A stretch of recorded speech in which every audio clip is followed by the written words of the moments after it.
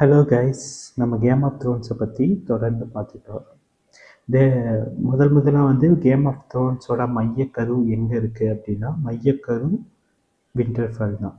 விண்டர்ஃபெல்ன்றது ஒரு சின்ன நாடு. இந்த சின்ன நாடு வந்து கிங்ஸ் லேண்டின் கீழே இயங்குகிற நாடு அப்படின்னு பார்த்தோம்.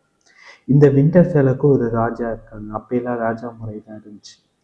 அந்த ராஜா யாருக்கு கீழே வேலை செய்கிறாருன்னா, கிங்ஸ் லேண்டிங்கில் இருக்கிற ராபர்ட் பெராத்தியன் அப்படின்ற ஒரு ராஜாக்கு கீழே வேலை செய்கிறார். ஸோ இந்த கிங்ஸ் லேண்டிங் அதுக்கப்புறம் வந்து இந்த விண்டர்ஃபெலுக்கு யார் வந்து தலைவராக இருக்காருன்னா, ஸ்டாக்ஸ் அப்படின்ற ஒரு ஃபேமிலியை சேர்ந்த ஒருத்தர் தலைவராக இருக்கார். இந்த மாதிரி ஒவ்வொரு ஃபேமிலியை சேர்ந்தவங்களும் ஒவ்வொரு ஏரியாவை கவர் பண்ணிட்டு வந்துட்டு இருக்காங்க. எடுத்துக்காட்டாக கிங்ஸ் லேண்டிங்கில் வந்து ராபர்ட் பெராத்தியன் அப்படின்றது ஒரு ஃபேமிலி. இங்கே வந்து ராப் ஸ்டாக் அப்படின்றதுல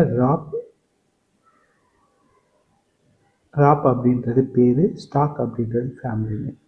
இந்த மாதிரி ஒவ்வொரு ஃபேமிலிக்கு கீழே இயங்கிட்டு வரும். ஓகேங்களா?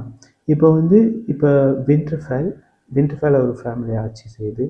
இதில் வந்து ஃபேமிலியே இல்லாத ஆட்சி செய்கிற ஒரே இடம் தி வால் அப்படின்றது.